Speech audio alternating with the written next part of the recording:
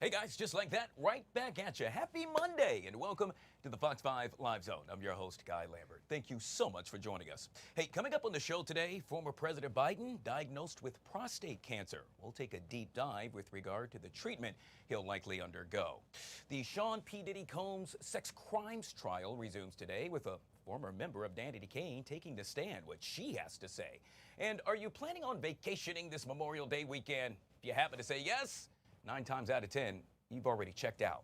We'll talk about it during our Monday Talkers right here on the Live Zone. But first, how about we talk about this beautiful forecast? Caesar joining us right here in the LZ. Good to see you, Caesar. Happy Monday. Good to see you as well, Guy. I'm hoping everyone is enjoying their Monday so far. Plenty of sunshine out there. I got to tell you, I walked in this morning from the Metro. On a 1 to 10 scale, I'm giving it an 11. It was picture perfect. Yeah, no, it's one of those days where we want to bottle it up and enjoy it as long as possible, because we are going to see that we do have temperatures hanging around those 70s throughout today. Look at that. We do deal with some winds out of the northwest, so sustained about 10 to 15 miles per hour. Wind gusts could get up to about 27, so it could be a little bit breezy, especially towards the later parts of the day. So certainly something to keep in mind. But as we continue going into the overnight hours, we are starting to face temperatures dropping back down in towards those 50s and a few 40s. So it does become a bit on the cooler side, mostly clear skies for the overnight hours. Then if you're heading out tomorrow, maybe to go catch the Nationals down at Nats Park as they take on the Braves at 6:45, we'll see that clouds slowly filter back in for us. Temperatures continue to hang around those low to mid 70s and even the 60s as we head in towards the evening hours.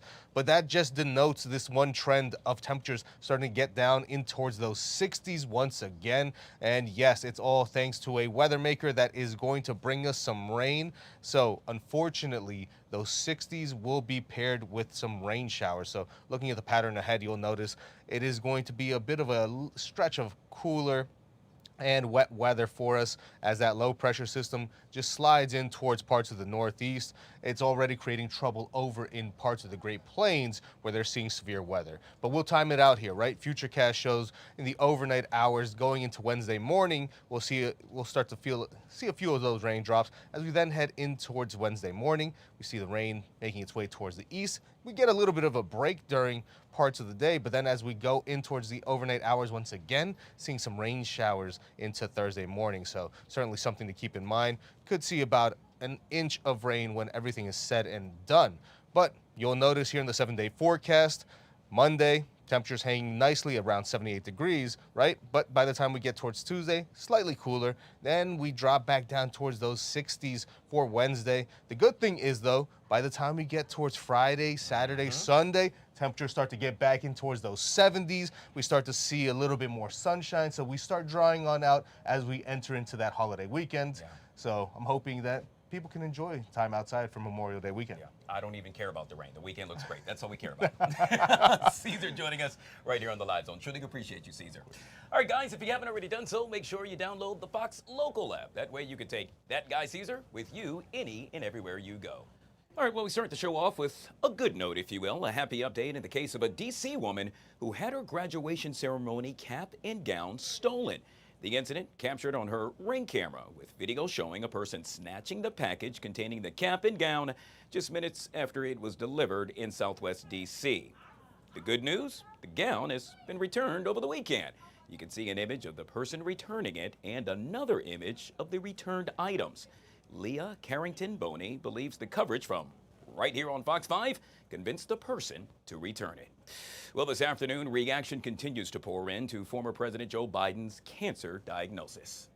It's a sad thing to hear, because anybody suffering with cancer knows that it's not an easy thing. I do wish him well and his family to get through this, and I do hope that he can beat this. I'm very sorry for him. I think nobody has... It's a hard diagnosis, I think, and it's hard for him and his family, I suppose, and I hope he gets well soon. I pray he does make it. I pray for his wife, I pray for the family, but I really pray for Joe to make it through it and take his time. Well, President Trump saying Melania and I are saddened to hear about Joe Biden's recent medical diagnosis. We extend our warmest regards and Jill and the family and wish Joe a fast and successful recovery. Also speaking up, Vice President Kamala Harris, former vice president at that, stating, quote, "Joe is a fighter, and I know he will face this challenge with the same strength, resilience, and optimism that have always defined his life and leadership." Joining us now to discuss this and so much more is, hey, our guy is back, Timothy Allen Simon, political strategist right here on the Live Zone. Timothy, always good to see you, sir. Happy Monday. Great to see you as well, Guy. Happy Monday to you. Thank you. Obviously, it is somewhat of a somber Monday for the Biden family after getting news of him actually suffering from prostate cancer. Any remarks, any comments with regard to that? Well, first off, the Biden family is in my prayers as the former president faces this Herculean challenge of an advanced stage of prostate cancer, which has been put in the news, has metastasized into his bones.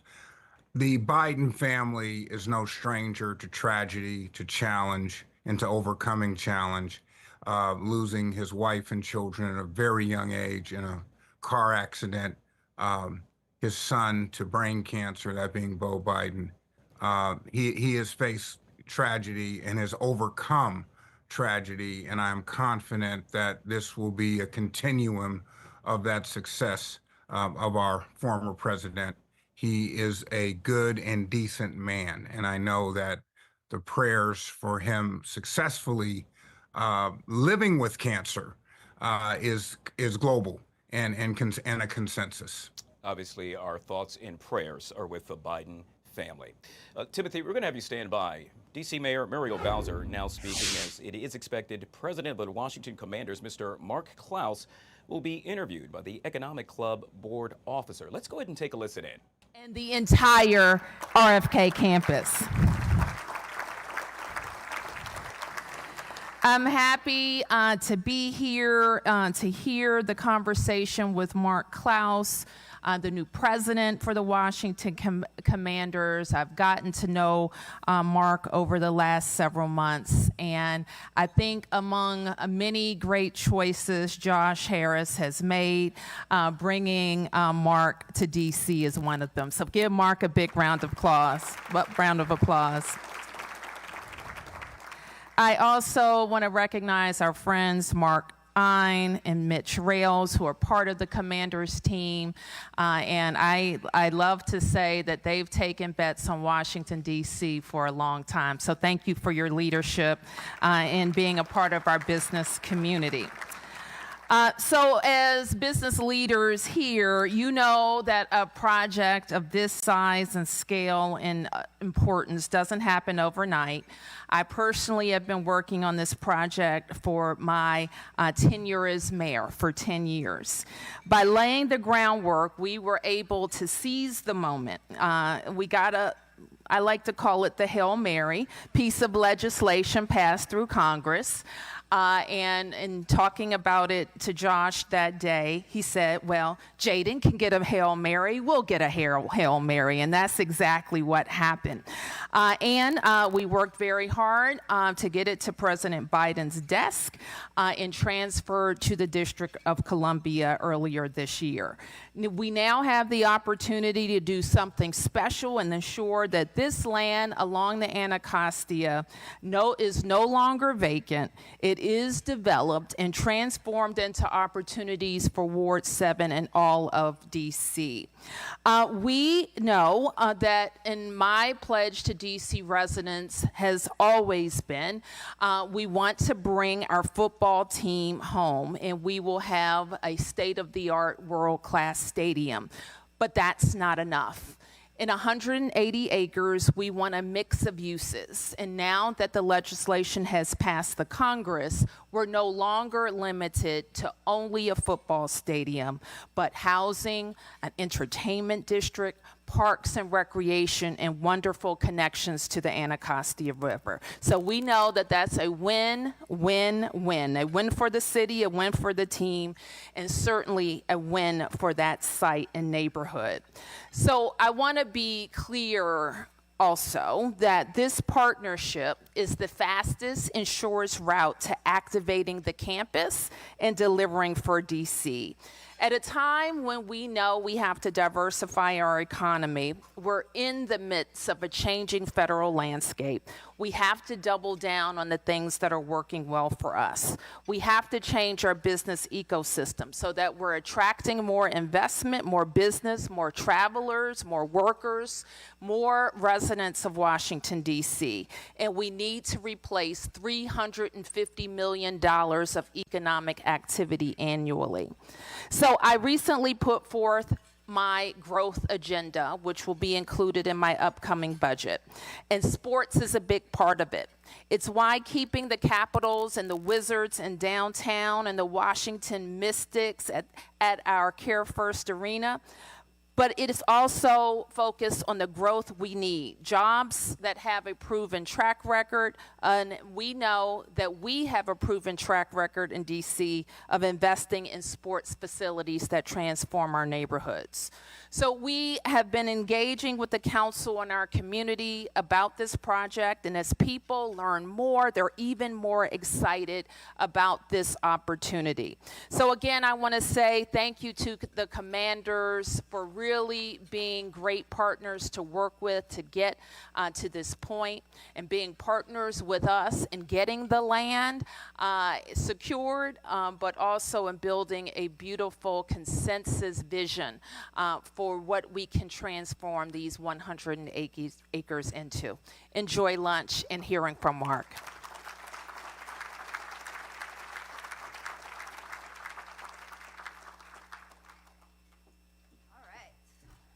Thank you, Mayor Bowser, for your timely comments. The Economic Club of Washington continues to be at the forefront of the most important speakers of the day.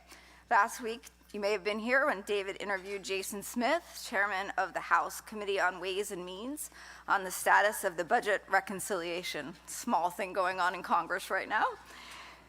But today, we are pleased to feature Mark Clouse, and I am here for it. President of the Washington Commanders, for an executive conversation. Mark will be interviewed by Economic Club Officer Larry DiRita, Head of Global Public Policy and President, Greater Washington, D.C. Bank of America. You know, Mark, I'm going to say I think Larry and I might have a different version of how the Army-Navy game might come out from yours, but other than that, we're on board. All right, let's do it. The Economic Club facilitates civic opportunities and engagement through our education programs, connecting the business community to our Rubenstein scholars. Larry DiRita is the chairman of the Education Committee, and this year we've had great success. On June 23rd, we will celebrate 50 Washington, D.C. public high school seniors as they are awarded David M. Rubenstein Economic Club of Washington scholarships. There's more information in today's event program, and we hope you can join us. The club's internship program for Rubenstein scholars will take place from June to July, and I'd like to give a big thank you to our members hosting interns this summer. You can see all of the names on the screen, so great support. This year, we're adding the Go See Challenge, an activity where small groups of interns meet with club members at their offices. The challenge builds their time management, framework, teamwork, and communication skills, with members providing feedback after each visit. Thanks to the members who are participating in the challenge, and that list is also on the screen. So before I go, I just want to recognize my fellow Economic Club board members in attendance today: Gina Adams, Jane Adams, Samir Bargava, Richard Bynum, Monica DeWaldy, Larry DiRita, Phil DePicciotto, Nora Gardner, Tim McBride, and Tony Pierce. Now, I invite you to enjoy your lunch, and Larry will return shortly to interview Mark. Thanks, everyone.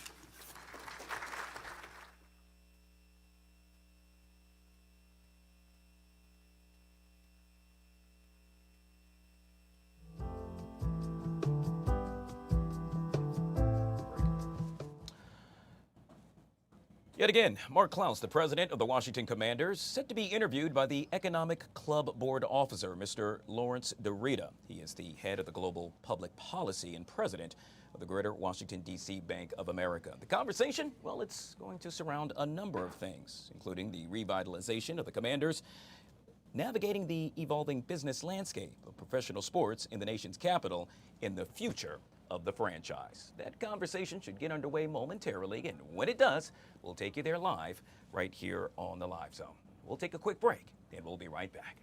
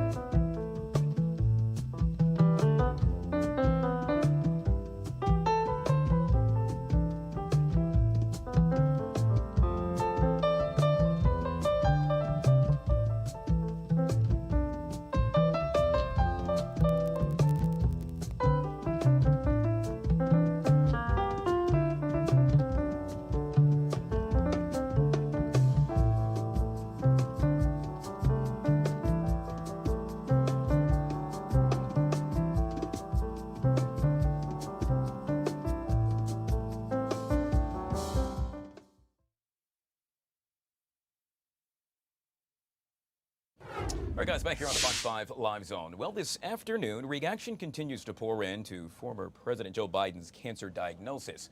We now know he is actually suffering from prostate cancer.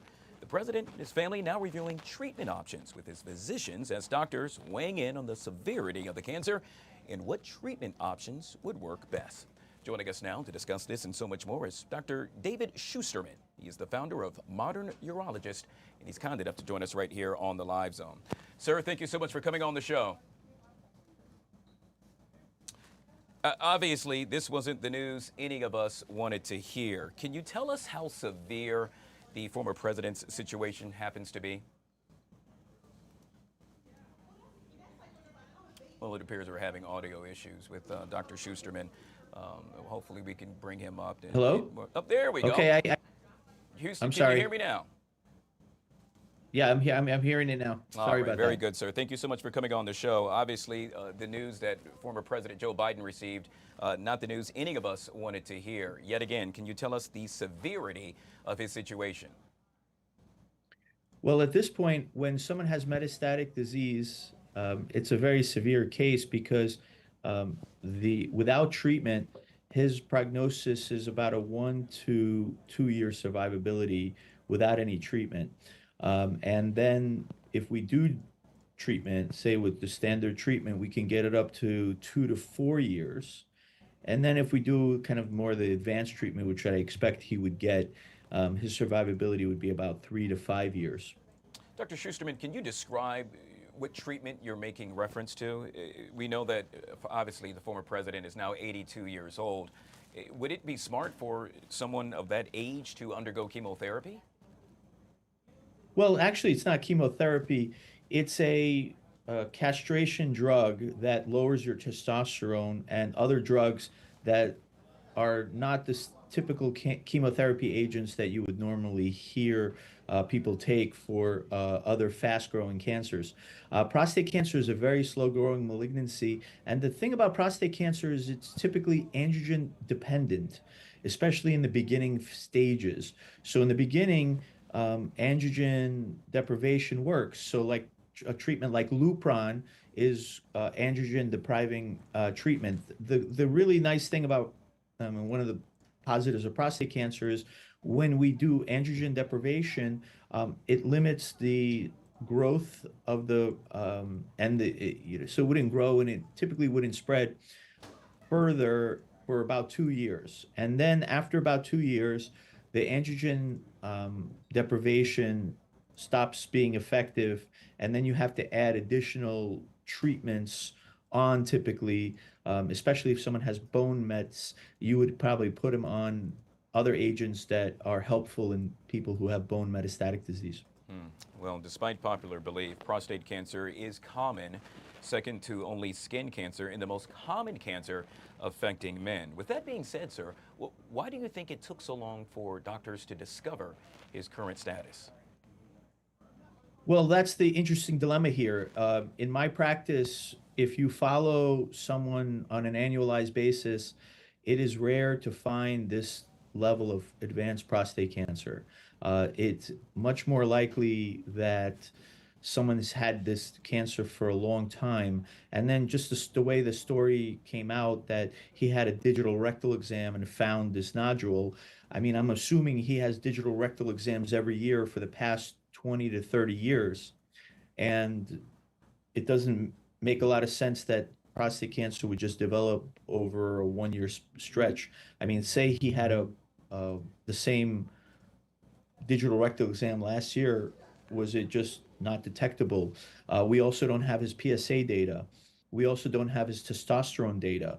So, you know, it's plausible that he could have had this cancer for a long time, and simply it just wasn't revealed to the public as well. That's possible as well.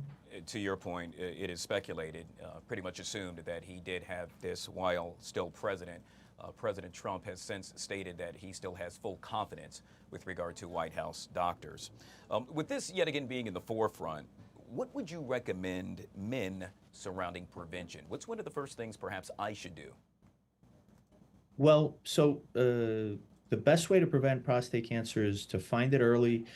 For example, if we found this same Gleason 9 cancer without metastatic disease, it has a 10-year survivability with proper treatment of 90%. And if we find it with locally advanced disease, meaning it hasn't spread to other parts of the body, but it's just within the prostate and the surrounding tissues, the survivability goes up to 70%. And then if you go to a situation like Biden's in right now, the survivability goes down significantly. So if we find the cancer early and treat it before it spreads like this, the survivability is much greater. And the best way to start checking for prostate cancer is to get a PSA checkup. Usually most men, 50 years old is the common age where it's best to get the PSA checked. And then for a high-risk population, such as people who have BRCA mutations, they should get checked at age 40 to 45. And African-American men should be checked earlier, like starting at age 45, just because they have a higher risk of getting more advanced prostate cancer and just more likely to get prostate cancer. And then anyone who's had a family history of prostate cancer should also start getting their PSA checked at age 45.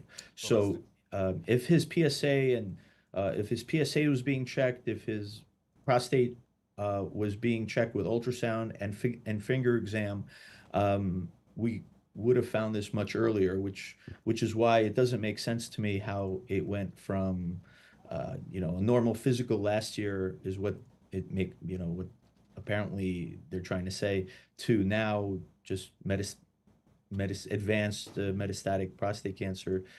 It seems very unlikely. Well, as the saying goes, prevention, yet again, is key.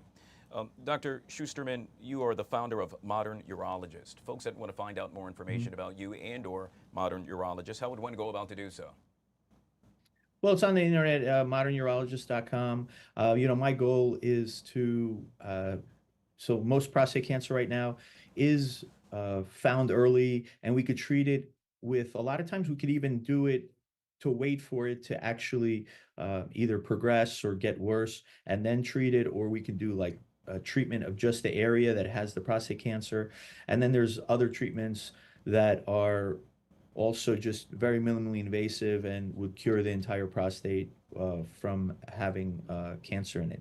So there's a lot of great treatment for prostate cancer, and the fact that there are some people who are who don't really do well with the treatment. It's more rare nowadays because of the fact that we are treating it early, and we are treating it with better technology. And so that's why I like, modern medicine is just really advancing to the point where prostate cancer is not one of the leading killers of men anymore, like it used to be just 30 years ago. Yet again, our thoughts and prayers with the former president. We have been speaking with Dr. David Schusterman, founder of Modern Urologist. Sir, truly appreciate your time. Thank you so much for coming on the show. Thank you for having me. I appreciate it. And yeah, my condolences go out to Joe Biden and his family. This is terrible when we diagnose the metastatic prostate cancer diagnosis. It's one of the very much so. It's one of the toughest treatments. Yet again, thank you for your time, sir. All right, guys, as we take a break, yet again, we are awaiting Mr. Mark Clouse, president of the Commanders. He's due to speak at the Economic Club surrounding, well, you guessed it, all things with regard to the Commanders. That should get underway in about 15 minutes or so, and when it does, we'll take you there live. We'll take a quick break. On the flip side of that break, the Sean Diddy Combs sex crimes trial. All that and more coming up next, right here on the Live Zone.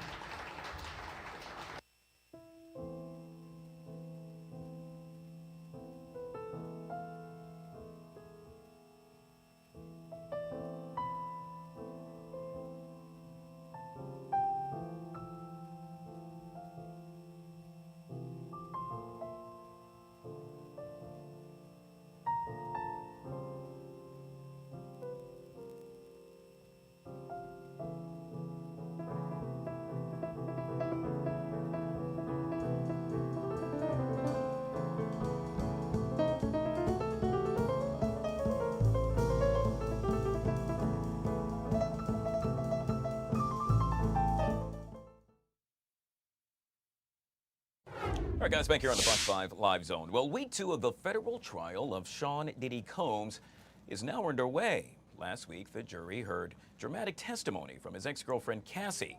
Earlier today, former Danny Kane member Dawn Richard took the stand as well.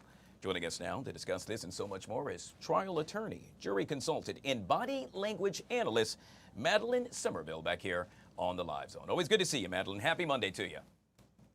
And to you as well.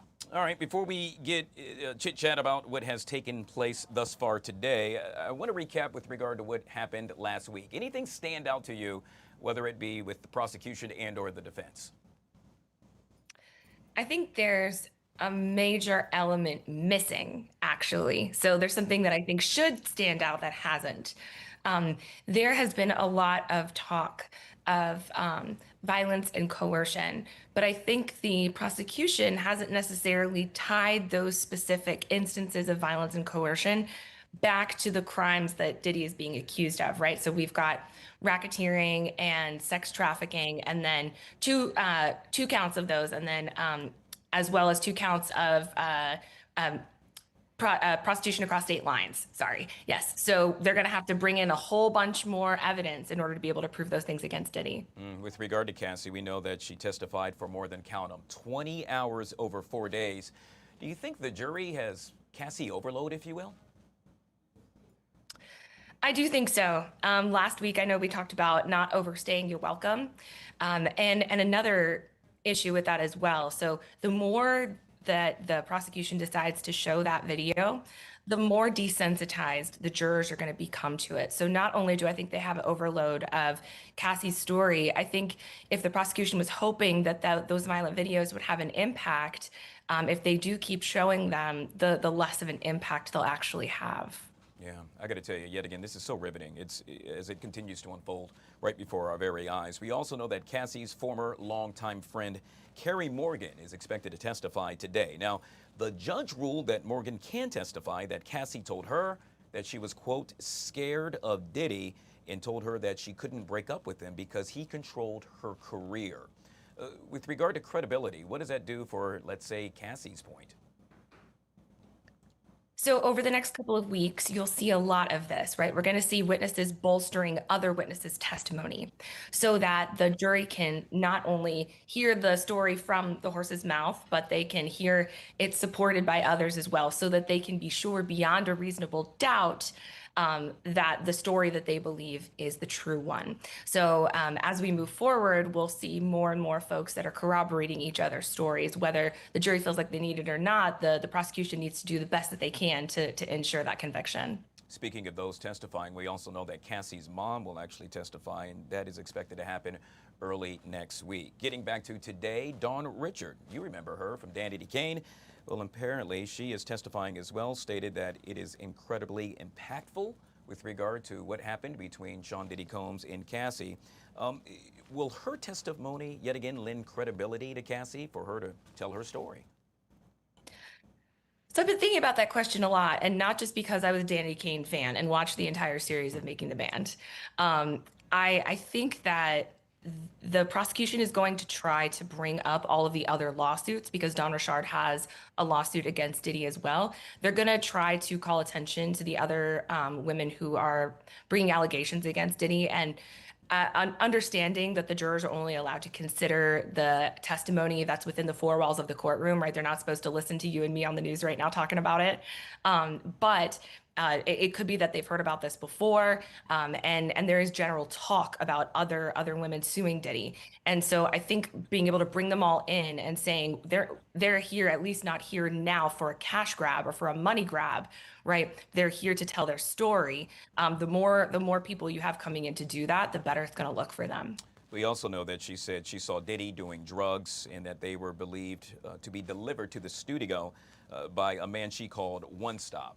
She stated that Diddy also carried a gun with him any and everywhere that he went, and his 2 bodyguards carried handguns as well. With regard to this case, what relevance does that have? So that's an excellent question. When it comes to the charges in this case, like RICO and sex trafficking, right? What the prosecution is trying to prove is that a criminal enterprise existed. So when you hear testimony about things like people who worked for Diddy all carried guns, right? That sort of lends itself to the perception that people who worked for Bad Boy Records or Combs Enterprises or whatever the LLC was at the time, we're all in this together and doing something that might be criminal activity. Because if you have, guns or something like that, you think they might engage in violence. It's the same thing with the drug testimony that you heard as well. Well, there's always 2 sides to every story, and we can tell you on cross-examination, Dawn Richard acknowledged that after parting ways with Diddy, she actually reached out to him, not once but twice, the last time being in 2020, to collaborate with him, in essence, create more music. What is the defense trying to prove? I think the defense, by using evidence of follow-ups, whether it's with Cassie or John Richard or whomever it might be, is trying to say, well, your interaction with him must not have been that bad if you were willing to continue working with him. Now, I think that might work in other cases that are not Cassie's. I think in Cassie's particular case, the jurors are going to be aware that in instances of domestic violence, it's quite common for women to love their abusers and to continue to have a relationship with them, even though it's dangerous to themselves. So it doesn't necessarily prove anything with Cassie, but perhaps with other people, you might be able to say, well, you couldn't have been that afraid if you kept coming back. But we do know that he's a grand personality. People talk about Diddy's presence, not just in the courtroom, but in every interaction they've had with him. And so I wonder what kind of influence he had on people with whom he had even less of a close relationship. All right, Madeline, we'll end with this, and that is, yet again, you are a body language expert. I know no video has been taken inside the courtroom. However, we have seen numerous sketches. Anything stand out to you? Anything you can point out? I've seen a few of them now, and one thing that I thought was interesting actually was in the first couple of days of Cassie's testimony, she was wearing dresses. And then in her last day, when she knew she was going to be under cross-examination and then redirect, she had on a blazer. Now, I know as somebody who wears dresses a lot and then puts a blazer on, it makes me feel a little bit more together, right? It makes me feel a little bit more formal or ready to punch back, if you will. And so I think paying attention to what people are wearing and how it changes throughout the day and what they're expecting to do will kind of give you a clue as to what their attitude might be, right? So she might have had a softer appearance before with the clothing that she was wearing, and now she's like, okay, come at me, I'm ready. Very well said. Yet again, we have been speaking with Madeline Somerville, trial attorney, body language expert, joining us right here on the Live Zone. Truly appreciate your time, Madeline. Thanks, Guy. I love talking with you. As do I. All right, as promised, we told you Mr. Mark Clouse, president of the Commanders, having a sit down, if you will, at the Economic Club right here in D.C. Let's go ahead and take a listen in. President Merrill Lynch was a roommate of Mark's at West Point. So I can talk all about him then. He told me some stuff about you too. So, we dreamed this up. Mark was at the Army-Navy game at Northwest Field last fall. Amy was right in trying to remind. I couldn't remember how that turned out. I don't either. Yeah. I don't remember. It was a blur for all of us. But we talked about that then. Why don't we get together once you're in place and come here and talk to the Economic Club? So thank you very much for doing that. Yep. I do kind of want to start though directly where I was touching on already, which is your background a little bit. Yep. And you did grow up in Cincinnati. There's a long path, I'm sure, from Cincinnati. We'll talk about some of that, from Cincinnati to Washington Commanders president. But why don't you tell us a little bit about when you grew up? You started out in Cincinnati. You were playing sports in Cincinnati, high school. Yep. Grew up in Cincinnati and ended up at West Point. We'll get to all that. But tell us a little bit about your background in high school. Yeah, it was a great. I have a lot of fond memories of growing up in Cincinnati. In fact, it was a neighborhood that was flanked by two plants. There was a Procter & Gamble plant and a General Electric plant. If you know Cincinnati, that's not an uncommon view there. And I literally grew up in the same house my entire life. I don't remember anybody moving into the neighborhood. I don't remember anybody moving out of the neighborhood. I affectionately referred to the fact that I had 7 families that were granted full privilege to discipline me at any time, and the rest of us as we ran around that neighborhood. I grew up, a family where it was really faith, family, school, and sports, and not always in that order, depending on what night of the week it might have been. But what sports did you play? I played everything, but basketball was my best sport growing up and playing in high school. And playing in Cincinnati. And, I think as many of us do, you spend a lot of my time at that time focusing on the things that I did not have. And as life has unfolded, I couldn't have been more appreciative for those values and those experiences that came out of that growing up in Cincinnati, and having a family, friends, well connected around all the time. It was great. Did you always know? I mean, you're in the shadow of this kind of really good second tier, but really good university in Ohio. Did you always think I'm going to West Point, or was Ohio State? Were you playing at a level that maybe you could have gone to? True story. I believe I might be the only kid that ever came home and told mom and dad they were going to West Point. And true story, my parents were like, "Not Ohio State."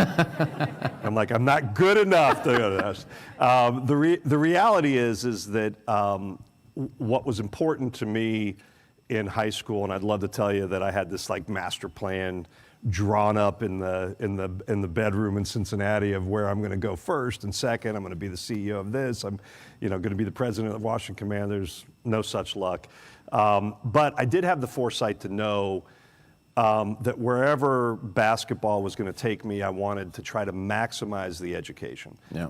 And so the places that I looked at that basketball afforded me getting in the door of, West Point really stood out for me. So were you a recruit to West Oh, Point? I was a recruiter, yeah. Okay. Make no mistake, there's no chance I would have gotten into West Not Point on your academic. without Mitch, Mark, don't get concerned. The team's in good hands. But I had no... Yeah, good. We should have done this before the interview process. No chance of getting into West Point. I actually have had people over the years say, well, how do you feel about that? Like, you use sports to go somewhere that you might not have otherwise or would not otherwise have been qualified. And, my answer is always the same. I am proud of it. Sports is a means in which to open a door to have access to opportunities that I otherwise would not have had is something I'm extremely proud of. It's about what you do with the opportunity once the door's open. Had I gone there and wasted that, I might have felt bad. But I think for me, it came at a great moment. I had no military background. I'm not even sure I could tell you I fully understood what I was getting into when I got there. But I knew it was a great education. I knew there was a focus on leadership, which from a pretty early age, I started to form a point of view of how important it was to develop as a leader. And then I loved the guys that were on the team. And I felt like it was an interesting challenge for me. So you were there. So you graduated from West Point. What year? I graduated in 1990. 1990. So you were there 86 to 90. Yeah, I was.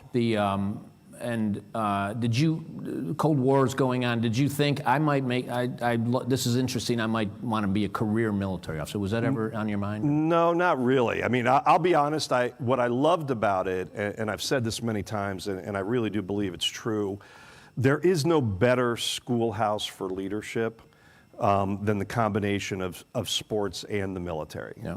And outside of being a parent, and a husband, I don't think there's anything I'm more proud of than leading men and women in the pursuit of excellence in the armed forces. It was just an extraordinary, at 20-something years old, you're turned loose in a complex mission with a real need to become a student of leadership corps. So at West Point, you played basketball for 4 years.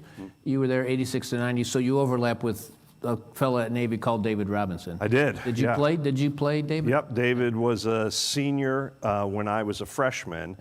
They were ranked, I think, 16th in the nation. Here's a great college basketball trivia question for my college basketball fans out there. David Robinson in 86-87 was number 2 in the nation in scoring. The question is, who was number 1? It was not me, I can tell you. I thought that's where you were going. I can tell you a hell of a story. Emphatically, that was not me. But it was someone who played with me at Army. So Army literally, the academies had number 1 and number 2 in scoring in Division I basketball in 1986-87. Kevin Houston was his name, 5'10", red hair, freckles. We called him Beaver, like Leave It to Beaver. And he was an impressive player, averaged 32 points a game. And it was... So it's interesting you say that, because I did go back and check the year David Robinson played against you, so that would have been the 87-88 season, or 86-87 season, I guess. Yep. He scored 18 points, so your guy must have beat him out then. Oh, yeah. If you ever want... This is a true story. That game, big national TV game, had number 1 and number 2 at the 2 academies. It was a lot of fanfare, big Sports Illustrated article. And if you want to see I'm a little biased, but if you want to see the most complete half of college basketball by an individual, watch the first half of that Army-Navy game. Kevin Houston, 28 points in the first half. And needless to say, there was no confusion on who you had to stop at Army, by the way. No one was focused on me. It was all Kevin, but it was a great game. That's fantastic. So that was after Coach K, though, had been at West Point Coach in the K's 70s, older. right? Yep. Yeah, so that was, but some of that culture was still part of the program. Yeah, I mean, Coach K's been terrific. I've gotten to know him over the years. I actually, oddly enough, my inner circle, I'm surrounded by Duke. Folks. Grant Hill was on my board of directors at Campbell's, and Jay Williams is a long time family friend and friend of mine. So, so we got a lot great of legacy. A lot of Dukies around. Yeah, unbelievable legacy. And so what did you study at West Point? I studied economics. Academically, it's a true story. Again, Mitch and Mark, I'm going to need you to kind of close your ears on this one.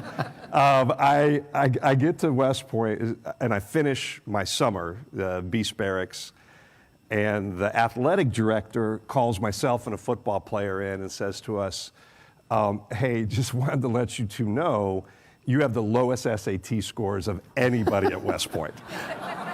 Like, yes. That's a distinction of its own. And he said, you're going to be in trouble some point in time. Please raise your hand. And it was actually a gift because, in fact, I was in first semester. So it took me a while to learn how to do it. I think in life, my path has been very focused on seeking out opportunities where I might not have been the most qualified, or I love when people used to say we're leaning in to you.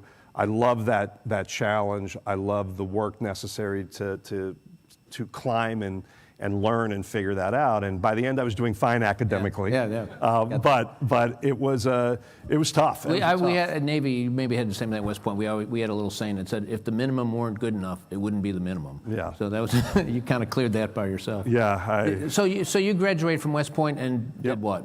I went to flight school. Yeah. So again, under that same kind of heading of, how do you make choices in life? I looked for things that I thought were going to be challenging. I also liked things that I thought would open other doors for me down the road. When I talked to, younger college, because I've had two boys, one who just graduated from college last weekend and is going to be a football coach at Princeton. Which we both chuckle about because he wouldn't have gotten into Princeton either, but he's going to be a coach there. Looking for opportunities in life that are going to afford you additional doors to open later is really great advice for kids that are tormented by what they're going to do in life. I don't know if anyone's got college kids out there, but it's, the mental state of what I'm going to do. And my philosophy is always try to pick things that are going to develop and open the door. So aviation, felt like a great opportunity. How many were there? What percentage of the class at West Point flies? I'd say it's probably 15-20%. Yeah. What I had going for me was you had to have 20/20 vision. Yeah. So that screened out a lot of the academic, because you go by rank. The guys pushing their glasses up on their own. You go by rank to get to where you get your branch choice. And so, that was how I got to aviation. So, and what did you fly? So I actually had a very, very interesting job. I was the Army's expert on, I'm dating myself a little bit, but I was the Army's expert on Soviet helicopters. Oh, okay, sure. And I was stationed at a place called Fort Irwin, California, which is in the lovely Mojave Desert. I lived in Barstow, another lovely location, and we essentially replicated Soviet tactics, and it was a training facility. So we had UH-1s that were made to look like Heinz, and then we also had a couple of the Hind helicopter, the Soviet, very cool. Yeah, so that was job one, and then I went to Korea. I was an airfield commander there, and it was really like a general manager. When I took over my first general manager role in business, where I was the president of Kraft Foods in Greater China, the experiences that I got in the military, because when I got the job, I wasn't excited, but it was such a great education. Yeah. Working civilian, working military, all at the same time. I had everything from a nightclub to the air traffic controllers. Yeah. A little bit of both. And how long were you in Korea? How long? Just over a year. Yeah. It was on its side. So I met my wife when I was stationed in Barstow. She was a school teacher on the Air Force base that was there. We get married, and I say to Kathy, and I hope you guys will get to meet Kathy. She's certainly the best part of me. And I was like, look, I don't know where I'm going in the military, but we'll be together. We'll maybe go to Germany. We'll get assigned somewhere. And we get married. I get my assignment. I'm going to Korea alone. Yeah. So she got to go back and live with her parents. It was awesome. Great experience for her, too. Hooked her wagon to a star right out of the gate. But it was... Welcome to the Army. That was a tough conversation. Yeah. But she's been such a trooper. And, you know, we've lived in China, Brazil, Singapore, all over. But Enterprise, Alabama. That's the tougher expat assignment. So you got out when? In 95, 96? 96. And I know now in most corporations and companies have great military outreach programs. Was that the case then? Yeah, so there was a particular program that focused on what was called JMO, Junior Military Officers. The idea was that you'd bring leadership project management from the military and then Kraft Foods at the time, but there were several companies, Procter & Gamble did that as well, will teach you the business side. And I didn't have an MBA, but I saw this as a window that I could go through to get into a role that required an MBA. And so I took that opportunity. Yeah, again, no master plan. The fact of the matter was I was planning to do something more in government service.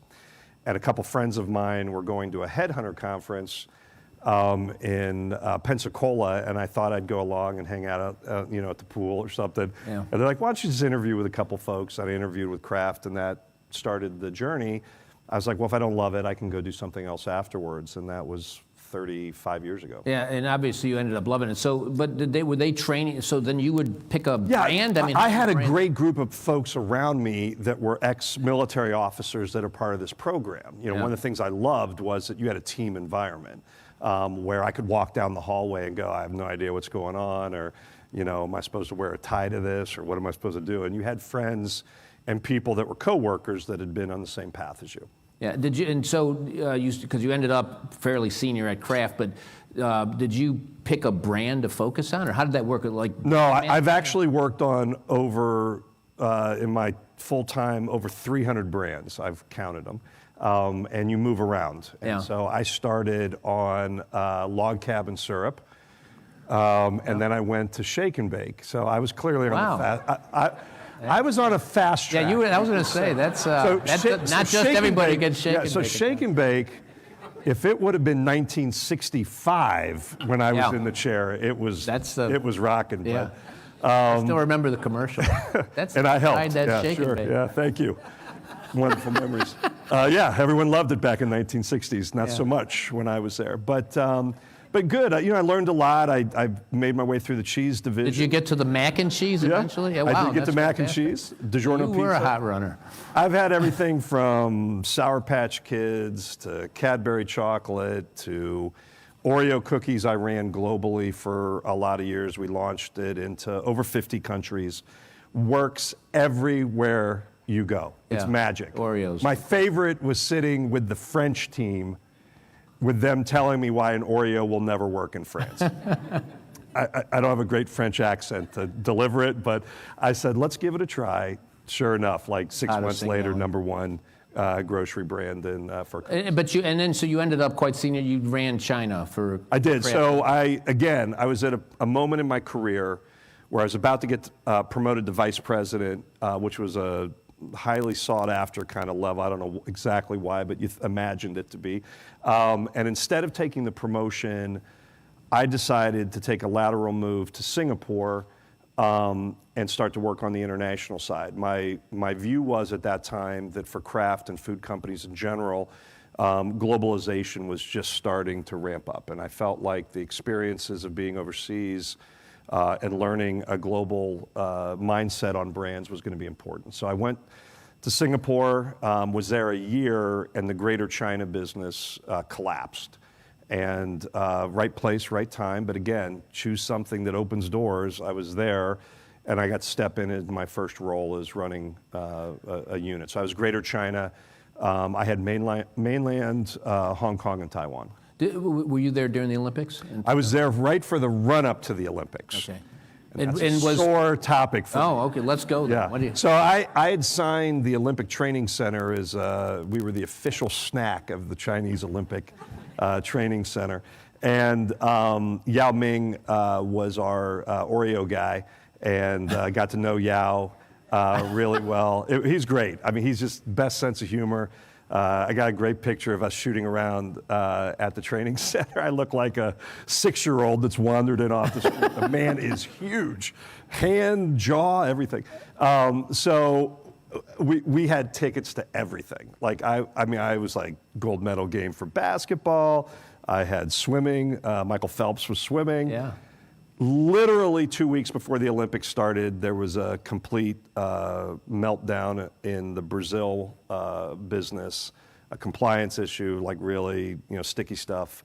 And the phone rang and said, "You got to go now." Oh, and so my friends enjoyed throughout that Olympics calling finals, me yeah, right, and going, "Hey, guess where I am?" I could reach out and touch Michael Phelps right now. I'm like, I'd prefer you not to do that, but yeah, thanks. So I missed the Olympics, but it was an extraordinary time to be there. I was in Beijing actually, and the build up to the Olympics was fairly amazing to watch. How a country mobilized, and wherever you may stand on China, but their ability to bring to bear the work needed to accomplish goals was pretty astounding. Yeah, no doubt. What was your team? How big was the craft? It was about $1 billion business there. Wow. We had probably 500 people. Yeah, that's impressive. But so Brazil after that? Brazil, much larger business. Yeah. We had the largest chocolate business in Brazil. It's a very, very chocolate-like oriented country. Literally, people buy Easter eggs. They're the size of footballs. On terms at a Carrefour or a grocery store. You go in 90 days, same as cash, to buy chocolate. And it's extraordinary business. And so I was there for almost 3 years, and another just great culture, great experience. It's continuing in food products, continuing in consumer products. You end up as CEO of Campbell Soup. Yeah, so I climbed a few different roles. We spun, for those that know Mondelez. Essentially, what we did was, first, part of a hostile takeover of Cadbury. One of the few that ever happens in food. Most of us are happy-go-lucky food people, but that was an interesting one. Warren Buffett was a major shareholder of Kraft and did not like it. I've had the pleasure of working for some amazing CEOs, Irene Rosenfeld, watching her navigate that, unbelievable, but absolutely the right thing to do. And then we split the company into two. We essentially spun Kraft Foods off, and we stood up Mondelez as the global business and the snack business. So Nabisco, I ran Nabisco as part of that, and then was part of the team that stood up a new organization. It was interesting. Then I did Pinnacle, which was more of a private equity model. We gathered up a bunch of neglected brands, Bird's Eye, Duncan Hines, Vlasic Pickles, breathed new life into them, and then sold it to Conagra Foods, one of the most successful private equity food ventures ever. Very, very, very interesting, taking old brands that had lost their way and kind of breathing life, and that is how I ended up at Campbell's. But Campbell's has this great legacy with the NFL, predates your time. Oh yeah, it's, I think, 27 years of chunky soup with the NFL. And it is special. I mean, I've worked on businesses that had far bigger budgets, but like I would go to the Super Bowl, players would find me with their mom. With their mom, yeah, right. In tow. Like, my mom can act. Watch, Mom, act. And the players loved it. I mean, they loved it, and it is pretty special. I mean, I had the chance. I always made it a point of spending a little bit of time with whatever families were part of it, and it's a pretty magical relationship. I think the NFL, I know the NFL would say too, it is one of their favorite and one of their most iconic partnerships they've had. Like I said, 27 years. Yeah, and did you get the Kelsey, the Jake? Yeah, so that was on my watch. Yeah, right. I have a couple big food things that I would say are my bigger, like, French kind of Oreos. moments. You know, we got that one. I am the guy that started to mix up the creams in Oreos. So if you're blaming someone for that last 400 calories or so, that was me. Reese's was the first one we did. But yes, you know, I would like to tell you we had anything other than dumb luck, but we signed the Kelseys right before Taylor Swift. Yeah. So we had Jason and Travis and their mom, who is awesome. And we had a really very, very good run.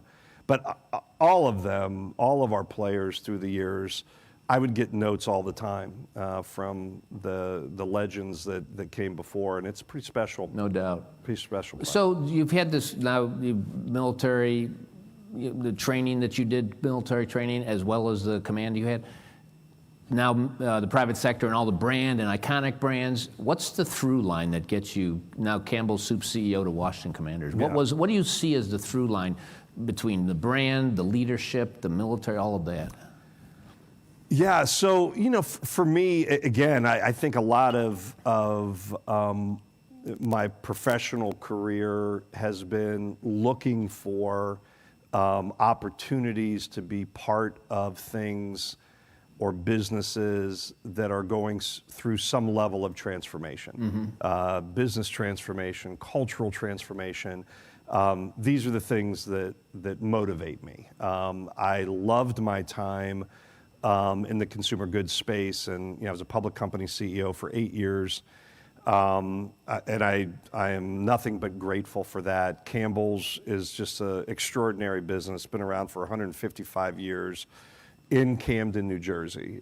I like to brag about this because I had literally, long before I ever got there, but it is truly the blueprint for government, community, and corporation working together to truly solve systemic problems. And that, to me, you know, at this stage of life is really what it's all about. And so when I thought about what would be this next chapter and what was I really excited about, I was looking for all the things that I love, but I really wanted it to be in sports. And I was lucky enough to be friends with Tad Brown, who's the president of the Harris Blitzer Sports Group. I've gotten to meet Josh several times, and when this role opened up, I had I said, "What do you think?" And the early conversations were pretty interesting because clearly I'm not walking in with a resume deep in sports teams. But I think as we walked the path, and what was really important to me was to make sure I understood the values that Josh, and then I got a chance to meet Mitch and Mark, and you know, what were we really trying to do? Mm-hmm. If it was simply just to, you know, build a stadium and you know, drive some sponsor revenue, and honestly, I wouldn't have been interested. But the vision that Josh and the rest of the ownership group had was really to try to do something much more than that. Certainly transforming a business that, again, not unlike many businesses I've worked on, had wandered a bit off the path. And so how do we bring it back to the level of pride and trust that the team deserves? And then how do we use that platform to make a real impact in the community in a different way? And that is really what brought me here. And yeah, by the way, let's win a Super Bowl as well. Yeah, but, no. you know, in our spare time. We but definitely want that. At the end of the day, the idea that we're doing something much more with this franchise, you know, winning games is incredibly important. And for all the fans out there, trust we are doing everything we possibly can to do that. But we also sense a very great responsibility as the stewards of this team for so many fans and returning it to a level that it deserves, which we see as absolutely the best franchise in all of sports. The Commanders as a brand. So you talked about a transformation. Bringing your brand expertise at the scale you've managed brands, how do you see that? I mean, it's an interesting puzzle, right? Because there could be no greater love than the heritage of this team, winning multiple Super Bowls, all the things that are great about the business, but some choppy water there. And here's a new brand and a new name, but has this wonderful heritage. And the challenge, I think, is the Commander brand has taken on some real meaning within the organization, whether it's what Dan and Adam have done on the football side. I mean, they truly understand what a Commander is. They use it as a way to determine who's going to fit in the culture of the team. That's real. It's not it's not just a let me throw the name in here and there. They actually view it. And so therefore it brings some real equity. I think our opportunity with the fans is to really make it mean something and bring some relevance. And there are a variety of different equities that I think can be pulled from the history forward while still building the brand. So it's a huge, obviously the vision is, and we've heard Josh talk about it, we hear you talk about it. It seems like the league has a sense of that too, maybe just because of there just seems to be excitement in the league about that. You guys feel that yourself? Look, I think there's no question it is good for football for Washington to be strong, to be competitive, to be doing the things that we're doing. That is not lost on anybody, whether it's our peers in the league or whether it's the league itself. It is good for football for us to be where we are and continuing to move forward the way we are. I'm just going to say, we're going to take questions from you if you have them, so there will be mic runners, and I'll get to that in a little bit, but I just want to start thinking about what you may want to ask, what I didn't ask, Mark. If we can talk a little bit about just the organization, what the role of the president, the business operations, you mentioned Adam and how that ran, and then the ownership, how does that all work together? Yeah, despite my desire, I can't call the plays in. They don't let me do that. It's very, very clear, and could not have more confidence. And quite frankly, along with meeting the owners, I had the opportunity to spend some time with Adam before I joined. And it struck me that relationship, although very different responsibilities, the more we are able to work together as a team, the better. So Adam and DQ have football well in hand. Yeah. I have all the confidence in the world. My function is really to then build the rest of the business, and that both supports and amplifies the football, but also does the things that we aspire to do, whether that's in the community, whether that's building a new stadium, and how we build the business. I do think this may not be a surprise to everyone, but it is to some. The world of sports, and I believe this for a long time, that there is a real opportunity to bring a more commercial-centric, professional management, sports kind of business intersection. And there's certainly great examples out there that are doing that, but I think there's a new day coming where the demands on franchises are going to be asked to do more commercially, to do more economically, and therefore building processes, bringing professional folks in that can help drive the business, whether it's marketing, whether it's finance, however you want to look at it. And I think ownership groups that are looking more and more like the groups that we have at the Commanders. I mean, these are serious business folks that yes, may have purpose beyond just the economic, but have a certain standard that's going to be expected. And what I hope to be able to accomplish with the Commanders is really to create that blueprint or that playbook for what the future of this intersection between sports and commercial enterprise management. We had heard the mayor's vision and have heard it now for the complex. How much of that is a factor in terms of how you think about the future of this brand per se? And the business that you just talked about. Yeah, I mean, the first thing I just would say is that having an opportunity to hit the ground in the district and spend time with the mayor and the mayor's team. I've been part of, I don't know, hundreds, I guess, negotiations and partnerships, and I've just been incredibly impressed with that team. I'm not just saying that because we're here, but it is a great team. I know Beverly, I saw Beverly in here. Where's Beverly? So, getting to know Beverly, getting to know Sarosh, getting to know Nina, the members of the mayor's team, I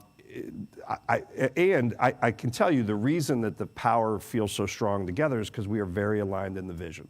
And this is about much more than just simply building a stadium. Right. This is an opportunity to take 180 acres that should be the crown jewel of the district and turn it into both an economic and community engine that is going to be absolutely part of the roadmap for the future. And I think we've got work to do, of course, but I think that aligned vision and the aligned values are what's making this such an effective collaboration. If you could kind of do the micro look, what's a fan experience going to be like when you're at that? And then the macro look, what's the city experience going to be with that complex? Yeah, I think the fan experience. We were very lucky to have a couple different municipalities are really excited about us as a franchise. We are incredibly grateful to the state of Maryland and the governor and the leadership there.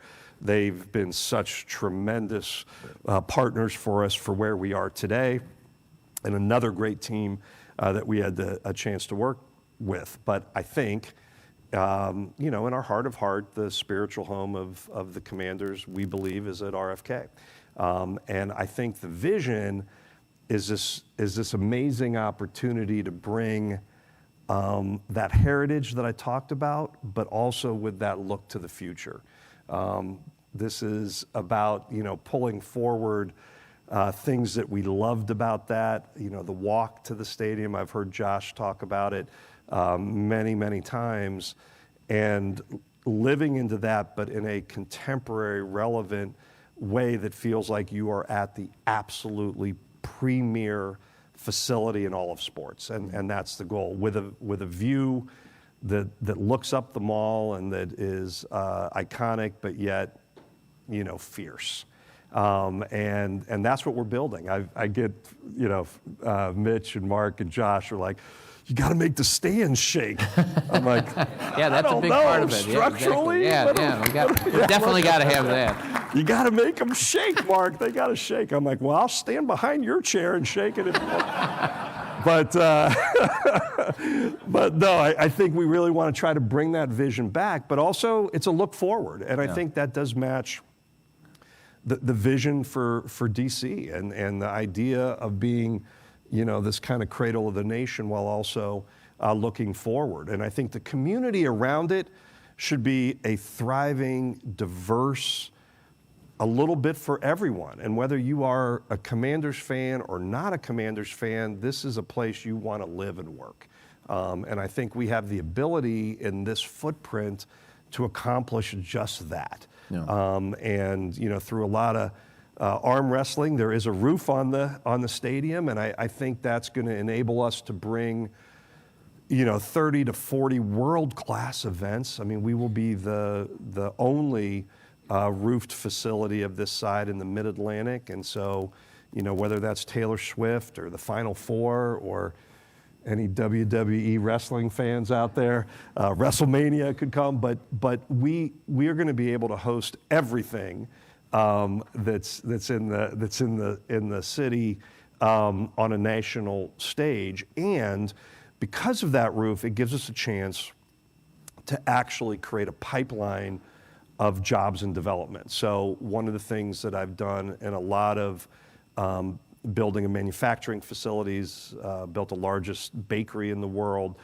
was the development and training of folks to be able to work in the construction of the stadium, and then translating that development so that they can actually go to work in the stadium, right? Not unlike a plant where we would train folks to construct and then end up working in the lines. There's a pipeline here of real jobs that can be created and thus then start to create this economic engine, which would be housing, grocery store services, transportation, all the things that are great. And the good news is we're starting from a site that actually has a stadium. So a lot of the infrastructure thinking was contemplated in the original RFK. We're just going to enhance that and build off of it. You mentioned what you did at Campbell's with Camden.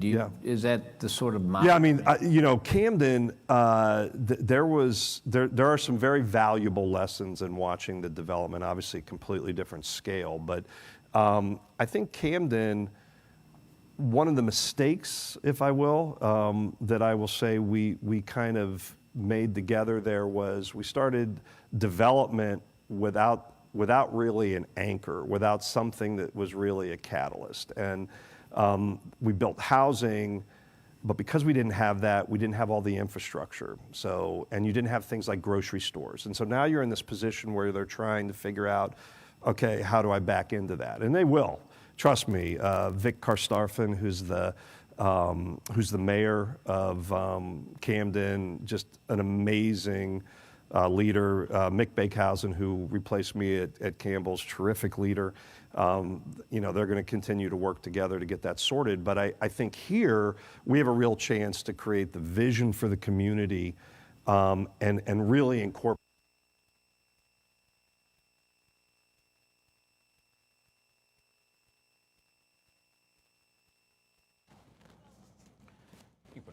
All right, guys, yet again, we were just listening to Mr. Mark Clouse, president of the Commanders. He's speaking or having a rather candid conversation, if you will, at the Economic Club in Washington, D.C. Several things that he touched on found to be really interesting, that he truly believed in the vision for the Commanders, made reference to the pride and trust in order to make an impact within the community.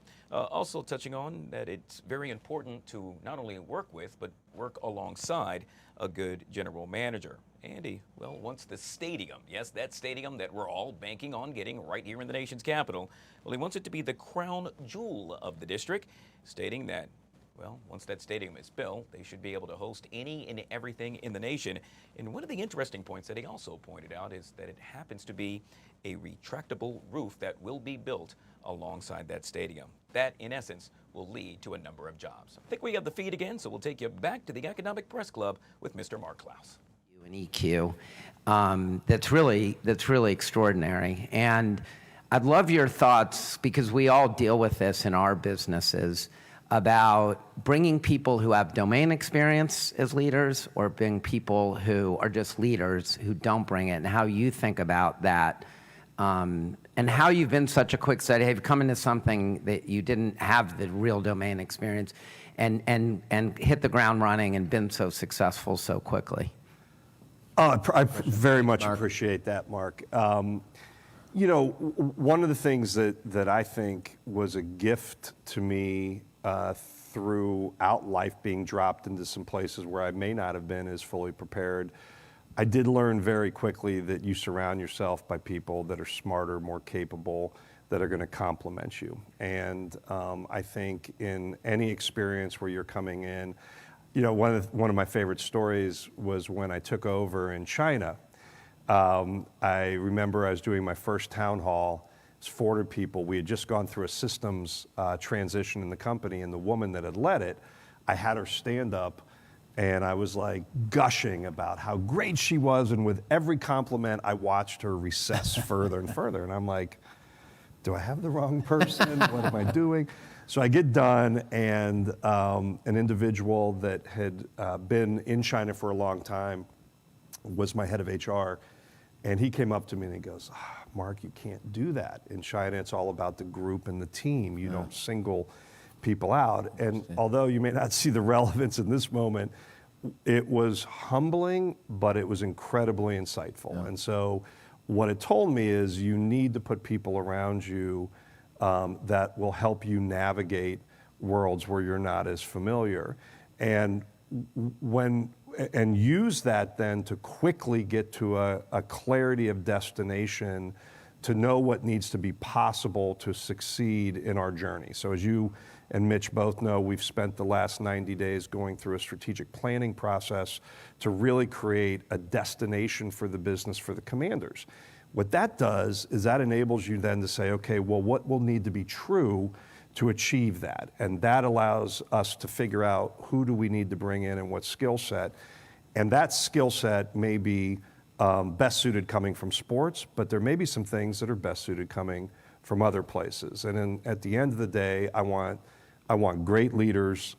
I want great athletes that are going to be able to adapt and learn. You know, I want great commanders to come in and work on the business side as well. Thanks, Mark. Other questions from the colleagues out here? I have a couple more of my own. Why don't I ask you, so you came in, I would say, well done, since you came in February, got the stadium, you went to the NFC Championship, all the things. Coincidental? Yeah, well done. Yes, coincidental, by the way. But, so how do you build, in other words, do you think, you don't want to say success is too fast because you want it whenever you can get it, but are you a little, how do you think about that now? What do you do to deliver on that? I'm a big fan of the concept of fixing roofs on sunny days, right? Yeah. So let's foot to the gas and really drive and get all of the things in place. Use it to attract talent, right? Use it to continue to build stronger relationships in the community with many of the business leaders that are in this room. And you know, certainly our goal is single-minded in nature, that we're going to win football games and we're going to be competing to win championships year in and year out. But we also need to make sure that we are the most trusted, the most respected, that you can be proud to be a partner of the Commanders. And we know that we've got work to do, and you know, we're doing it, and we're going to make sure that beyond the football, we're always going to be doing things the right way. And so that, you know, if you're partnering with us or that you're working with us, you can trust us to be the best, you know, possible partner in sunny days and in rainy days. You talked about how the coaches, Dan and the others, have a view, what's a commander. How much of that, there's always been a great legacy in Washington with the military. Yeah. You've got your own military background. I thought, my last rank in the Navy was lieutenant commander, so I thought when you guys named them the commanders, it was perfect. But what's the military tie that you feel opportunity going forward? Yeah, I mean, despite the Navy. Yeah, no, look, I will tell you, it's true. Like when I was in the military, we didn't have nearly the entertainment options that our soldiers do today. You know, we watched Armed Forces Network, and when Armed Forces Network had a football game, it was the Washington Redskins. That's who it was. It was Washington, and it was usually us or the Cowboys. And but when you thought about the military team, it was Washington. Yeah. And why not? We are in a city where there are so many tremendous ties to the military, and you know, it's an opportunity, I think, to be utilized as part of the equity that we develop. And you know, I actually, when I think of commander, you know, we talk about this sometimes. You know, anybody can be a warrior, right? Anyone can be a soldier. Anybody can be a warrior. But you've got to be a leader of warriors to be a commander. Okay. And that, I think, is something that is an opportunity for us to kind of step into over time. Yeah, exciting. The schedule this year, it's clear, like we talked about, the NFL sees something special in the Commanders because you have 8, I think, premier games, no 1 o'clock games in October, November. Overseas, Christmas. I mean, it's a super impressive schedule. How's the overseas piece of it fit in? I mean, in the Madrid, that's the first time, right, for the Commanders? It is. Yeah, we are. You know, we're excited. It's, you know, it adds another dimension to the planning. But I can tell you, and by the way, if you have not bought your plane tickets to Madrid, I recommend you get on and buy your tickets. They are going fast. But I think it's a great, you know, the NFL has a vision, obviously, and as the league does with everything, a very thoughtful, well put together view of how we build the fan base of the sport of football across the globe. And a very important part of that are these games that are happening in cities around the globe. And this year we'll be playing the Miami Dolphins, who's a home market Spain. And you as a team can apply for home market status in different communities. In fact, we applied this year, and UAE will be our home market for the future. But at the end of the day, I think this is important for the game. I think it's good for the NFL to be playing games. They've been extremely well attended. So I would say we're excited about it. We see it in another challenge. And to your point, it's a big stage. Yeah, it's exciting to hear what's about UAE. So does that mean eventually there'll be football over there? Yeah. The timeline, obviously, what will happen is the early stages of these development means that we'll be there with a presence. So we'll be investing in flag football, watch parties, activations, start to build the grassroots, if you will, of the sport. And then we need a facility there that's capable of hosting football. But as we know, UAE loves sports. They've truly been amazing to watch in a variety of different sports, World Cup, F1. It's pretty impressive, and so that will be the future. And it's we're doing that with the 49ers and the Rams, who are also have UAE applied and accepted that role. That's exciting. Yeah, exciting stuff. Very nice, Mark. I first want to thank the Economic Club, Mary Brady and her team. You do such a wonderful job. Thank you very much. We want to welcome you to the Economic Club, so thank you. And thank you very much. Welcome to Washington, that place where you came from. Do they still play football up there? I don't even remember. No, not well. But we're delighted that you're here. Thank you very much. Thank you to the ownership. Thank you very much. And Mayor, thank you again. We do have a little gift, a little parting gift. So I think we get a picture of this here. So thank you.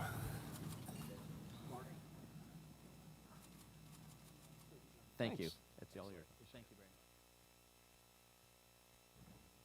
All right, guys, there you have it. How cool is that? The president of the Washington Commanders, Mr. Mark Clouse, sat down for a little chit-chat at the Economic Club based right here in the nation's capital. Covered a number of things. Found it to be quite interesting.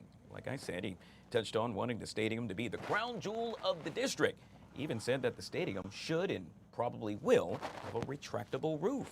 That would lead to more jobs based right here in the nation's capital.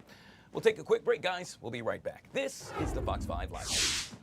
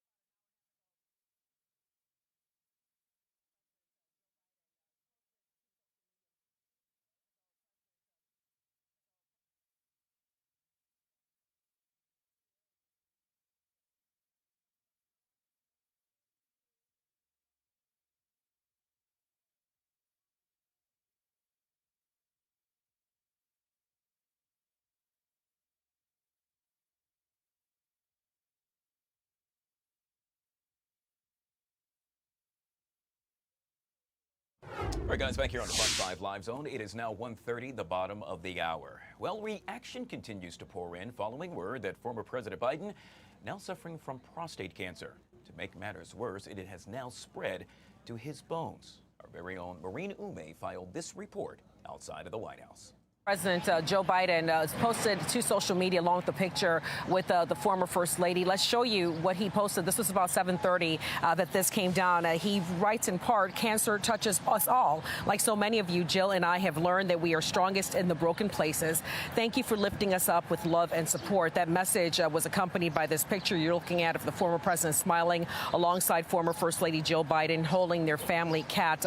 Since Biden's diagnosis was announced yesterday, there has been an outpouring of support from him from both sides of the aisle. A lot of people putting their political differences aside for the time being to just express their well wishes to the president. Those include the current president, Trump, who wrote this on social media. "Melania and I are saddened to hear about Joe Biden's recent medical diagnosis. We extend our warmest and best wishes to Jill and the family, and we wish Joe a fast and successful recovery."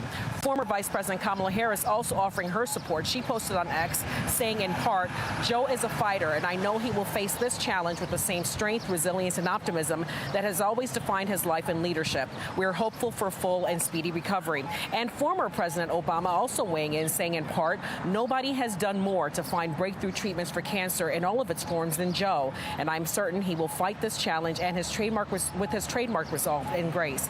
Now, President Biden has kept a relatively low profile in the 4 months since he has left office, making just really a handful of appearances, which started in the last few weeks. We were out here outside the White House this morning speaking to people about what they think about this. Here's what some people had to say. It's a sad thing to hear because anybody suffering with cancer knows that it's not an easy thing. I do wish him well and his family to get through this, and I do hope that he can beat this. I'm very sorry for him. I think nobody has... It's a hard diagnosis, I think, and it's hard for him and his family, I suppose, and I hope he gets well soon. I pray he does make it. I pray for his wife, I pray for the family, but I really pray for Joe to make it through it and take his time. Again, overall, there has been bipartisan support. People are saying this is not a political issue. This is the man's health here. And so a lot of people really coming out to show their sympathy, their support, and prayers for the former president. As you know, the former president's oldest son, Beau Biden, passed away from brain cancer back in 2015. And since that time, the president has made eradicating cancer one of the cornerstones of his administration. He launched an initiative that wanted to halve the cancer rates in the next 25 years.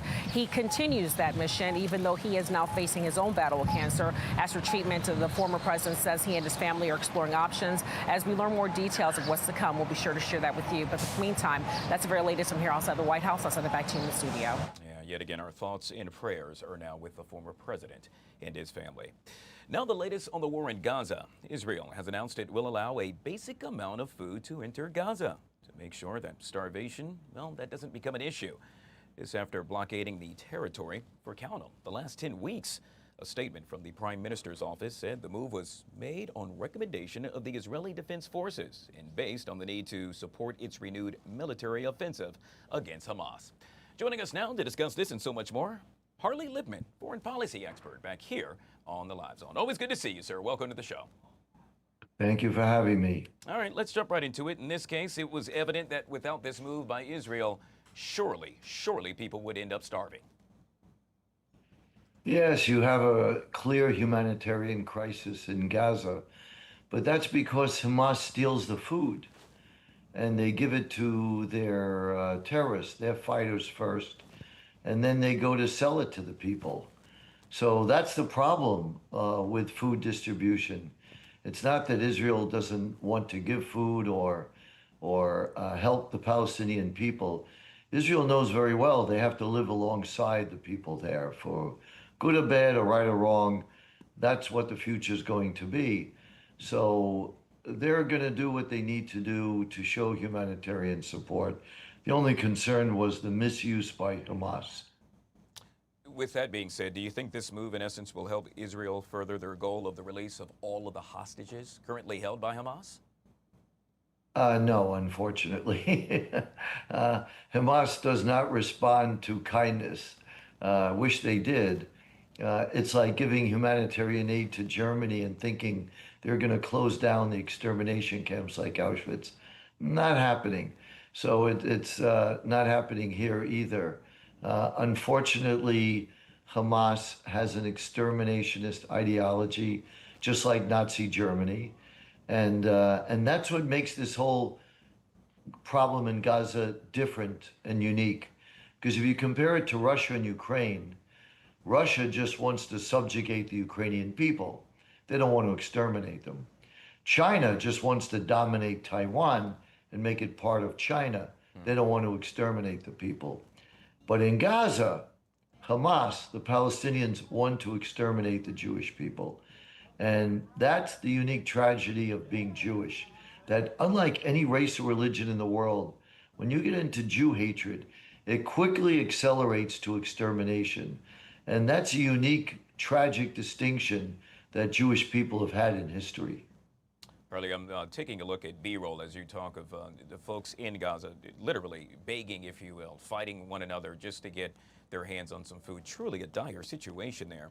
We know that early on Sunday, the IDF launched strikes on sites, including a hospital in northern Gaza. Now, Israel, yet again, says it aims to free hostages held in Gaza and defeat Hamas altogether. The likelihood of this happening, I mean, dear God, we have been talking about this for over a year now. All true, and I know people get frustrated and people like solutions and quick fixes, but this is a holy war, and it's a holy war by radical elements in the Arab world that want to exterminate Israel. There are 23 Arab nations in the world. There are 52 Muslim-dominated nations in the world, and there's one tiny, tiny little Israel, smaller than the state of New Jersey, Jewish nation, that they seem bent on destroying, and that's what this is. This is not an equal conflict where two people are fighting over land. Israel repeatedly was willing and happy to have two nations, a nation for Palestinians and a nation for Jews. The truth is that the Palestinians in the Arab world have rejected that through most of their history. We have Egypt, we have Jordan, and the recent Abraham Accords countries have come around to recognizing Israel. Israel is like the neighbor that no one talks to but is there and is not moving from the house. Everybody shuns that neighbor just because they don't like that neighbor, just because the neighbor is different. The neighbor could be black or some other minority. That's who the Jew is in the Middle East. That's Israel. Israel is a neighbor that nobody wants to talk to. The Palestinians will not accept Israel's right to exist. And when they say from the river to the sea or free Palestine, it's a code for extermination. Just like in World War II, Hitler used the word final solution. That was the code for the extermination camps like Auschwitz. Harley, we'll end with this, and I got about a minute left, and that is, first of all, congratulations are in order to you. You served as the chairman of the Israel Day Parade in New York yesterday. Well, Grand Marshal, and it was an honor. It's my 4th year in a row, and it was an opportunity to bring over hostages, people who were former hostages, rather, and to listen to them and support them, give them emotional support, march down the streets of Fifth Avenue. And when I asked these people when they were in Gaza, most of them for over 400 days, I asked, did you ever receive any acts of kindness from your Palestinian Hamas captors? And they said no. So very sad story, and these people are indeed broken. So we want to bring them all home, and hopefully that'll happen sooner than later. Yeah, we'll speak it into existence. Yet again, Mr. Harley Lipman, foreign policy expert, joining us right here on the Live Zone. Truly appreciate your time, sir. My pleasure.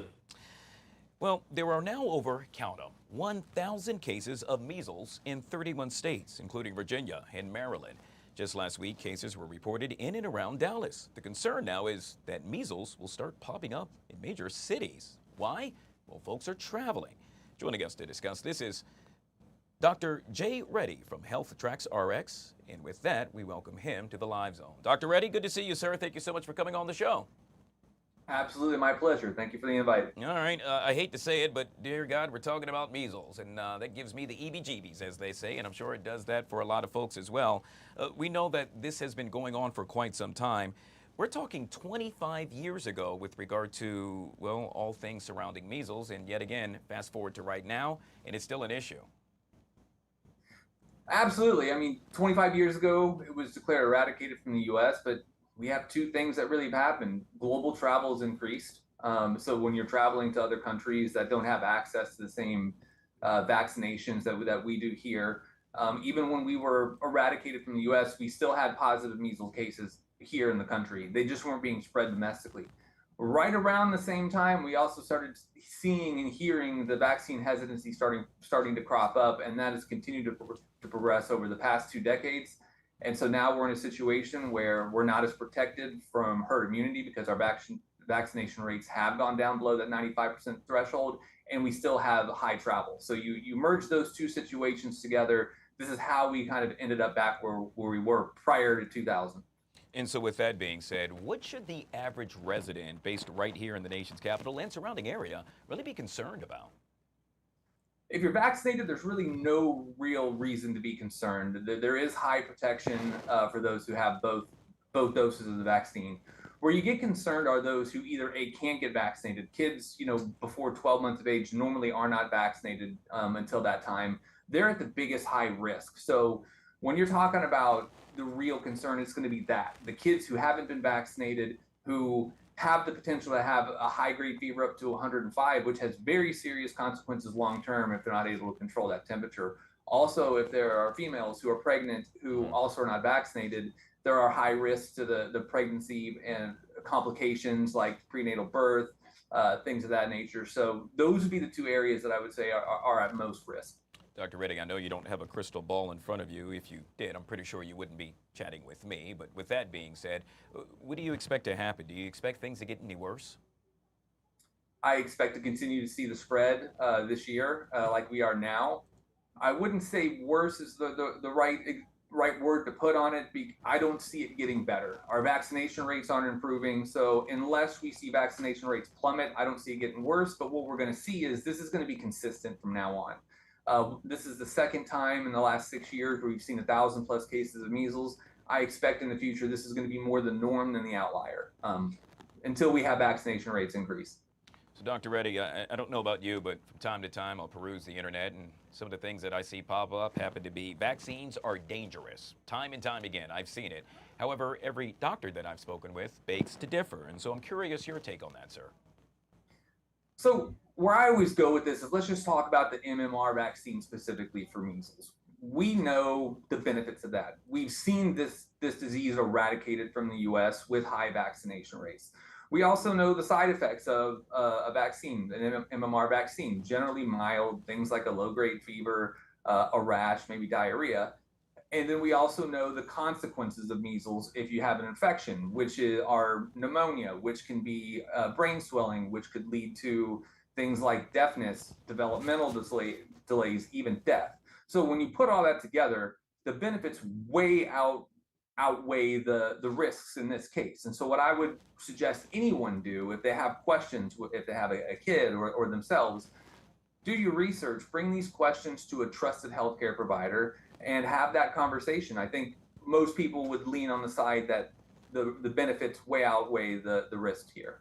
Dr. Reddy, I have 2 minutes left, and I want to make sure that we get this across, and that is if you decide not to get vaccinated, other ways perhaps one can protect themselves. Vaccination is really the key to protecting yourself. So if someone is not vaccinated or choose not to get vaccinated, the best course is going to be self-education. Go do an internet search.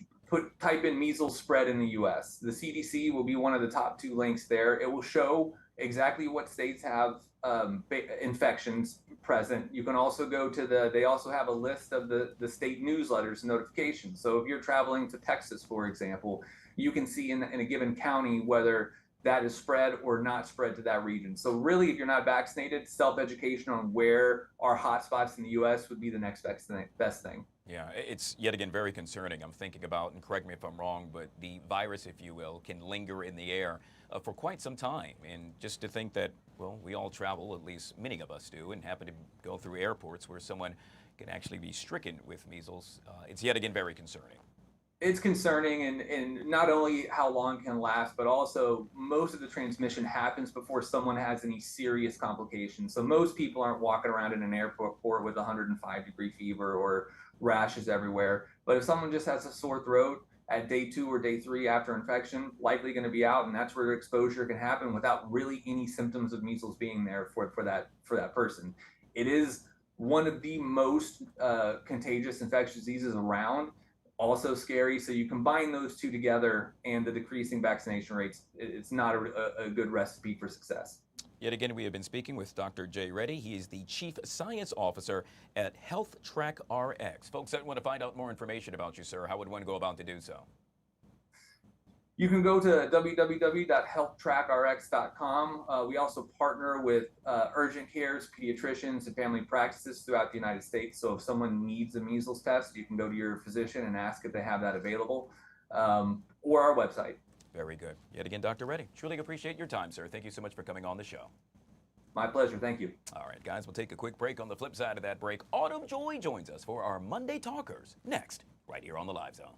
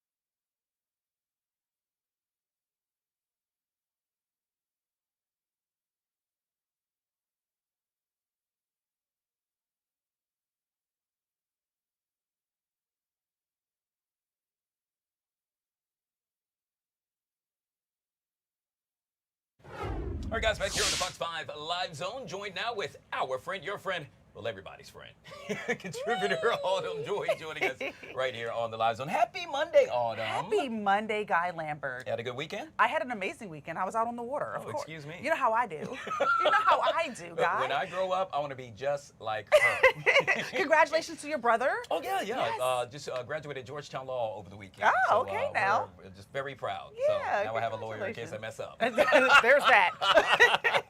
All right, we call this our Monday Talkers. So let's do a little talking, shall we? In this case, we're going to kick it off with a woman, 35-year-old woman out of Canada. Her name, Kat Woods. Well, she says, you know what? I've tried multiple therapists, and therapists just don't seem to work for me. So guess what I'm going to do? In her case, she has now turned to ChatGPT for therapy.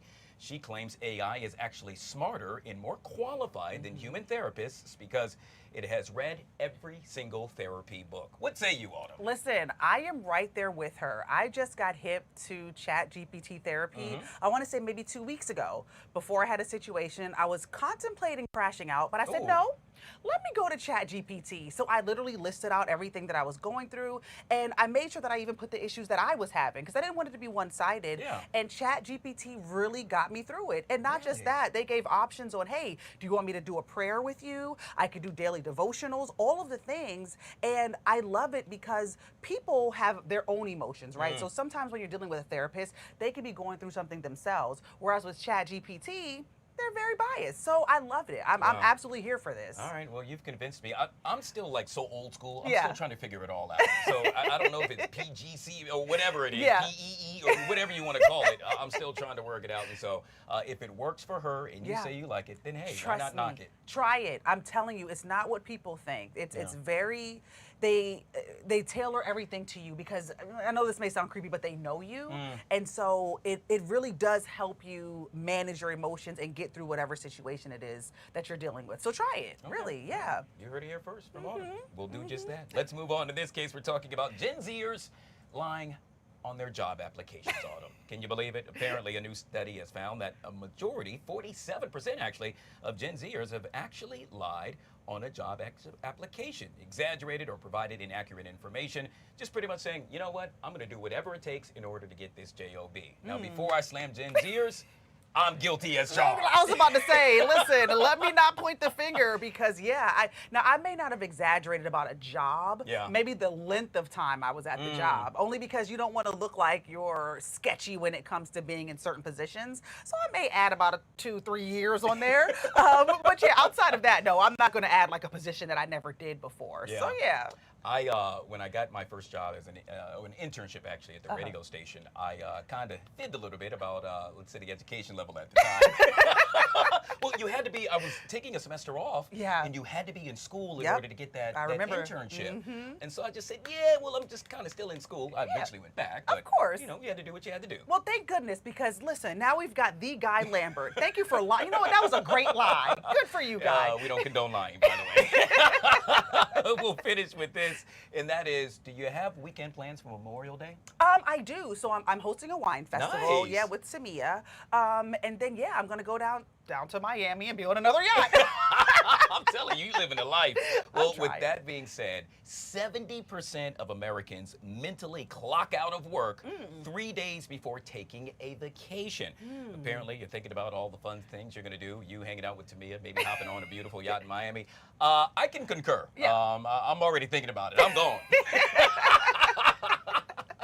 Literally, I'm the same exact way. It doesn't take me 3 days. I'm like months prior to my vacation thinking about it because that's what actually gets me through work. Yeah. Like I'm sitting at my computer or sitting wherever and I'm like, okay, Autumn, you only got T-3 more weeks and then you are on the beach. So yeah, I'm clocked out way before 3 days. But it's really interesting because nowadays, I would argue, a lot of folks work from home, so they're not actually in the office place. And I can just imagine you kind of perusing around, you're clicking, looking at all the resorts that you're going to check out. I get it. Yeah. I fully get it. Yeah, your lock screen is a beach, all of the things, just preparing yourself. Start wearing Hawaiian shirts, halfway buttoned down. I'm just saying.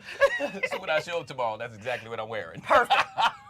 There for it. Autumn Joy joining us with our Monday Talkers right here on the Live Zone. Anything else working on? Oh, yeah. Well, my book, my book is available for pre-order, Joy on the Radio. And of course, I'm still on the radio, Lit 106, Monday through Friday, 10 to 3, middays. So yeah, you guys can check me out. We absolutely love her. Yeah. Autumn Joy yet again joining us right here on the LZ. We'll take a quick break, guys. We'll be right back.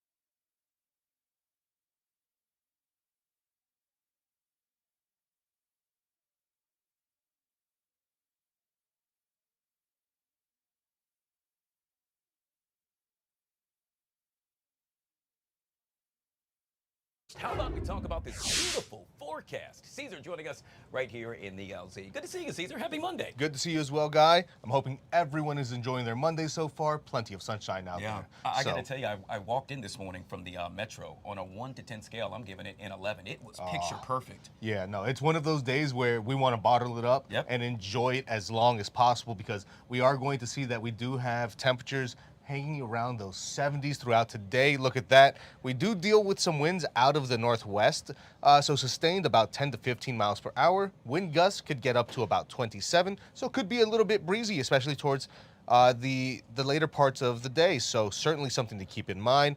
But as we continue going into the overnight hours, we are starting to face temperatures dropping back down in towards those 50s and a few 40s. So it does become a bit on the cooler side, mostly clear skies for the overnight hours. Then if you're heading out tomorrow, maybe to go catch the Nationals down at Nats Park as they take on the Braves at 6:45, we'll see that clouds slowly filter back in for us. Temperatures continue to hang around those low to mid 70s and even the 60s as we head in towards the evening hours. But that just denotes this one trend of temperatures starting to get down in towards those 60s once again. And yes, it's all thanks to a weather maker that is going to bring us some rain. So unfortunately, those 60s will be paired with some rain showers. So looking at the pattern ahead, you'll notice it is going to be a bit of a stretch of cooler and wet weather for us as that low pressure system just slides in towards parts of the northeast. It's already creating trouble over in parts of the Great Plains where they're seeing severe weather. But we'll time it out here, right? Futurecast shows in the overnight hours going into Wednesday morning, we'll start to see a few of those raindrops. As we then head in towards Wednesday morning, we see the rain making its way towards the east. We get a little bit of a break during parts of the day, but then as we go in towards the overnight hours once again, seeing some rain showers into Thursday morning. So certainly something to keep in mind. Could see about an inch of rain when everything is said and done. But you'll notice here in the 7-day forecast, Monday, temperatures hanging nicely around 78 degrees, right? But by the time we get towards Tuesday, slightly cooler. Then we drop back down towards those 60s for Wednesday. The good thing is, though, by the time we get towards Friday, Saturday, Sunday, temperatures start to get back in towards those 70s. We start to see a little bit more sunshine, so we start drying on out as we enter into that holiday weekend. So I'm hoping that people can enjoy time outside for Memorial Day weekend. I don't even care about the rain. The weekend looks great. That's all we care about. Caesar joining us right here on the Live Zone. Truly appreciate you, Caesar. All right, guys.